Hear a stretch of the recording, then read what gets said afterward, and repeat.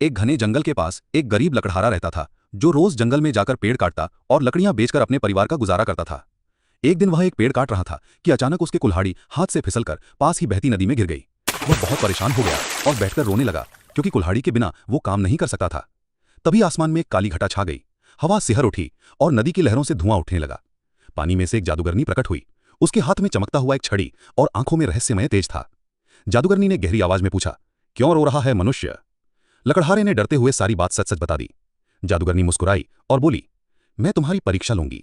उसने अपनी छड़ी घुमाई और पहले एक सोने की कुल्हाड़ी हवा में प्रकट की। क्या ये तुम्हारी है? लकड़हारे ने कहा, नहीं, ये मेरी नहीं है। फिर चांदी की कुल्हाड़ी प्रकट हुई। यह नहीं, ये भी मेरी नहीं है, उसने फिर कहा। अंत में एक पुरानी जंग लगी लोहे की कुल्हाड़ी उसके सामने आई। लकड़हारे की आंखें चमक उठीं। हाँ, यही मेरी कुल्हाड़ी है। जादूगरनी उसकी ईमानदारी से बहुत प्रसन्न हुई। उसने कहा, आजकल सच्चाई दुर्लभ है, तुम्हारी सच्चाई ने मुझे प्रभावित किया है। फिर उसने उसे तीनों कुल्हाड़ियां सोने, चांदी और लोहे की इनाम में दे दी और रहस्यमय धुएं में गायब हो गई। इस तरह लकड़हारे ने सीखा कि जादूगरनी हो या जीवन, ईमानदारी हमेशा जादू जैसा फल देती है।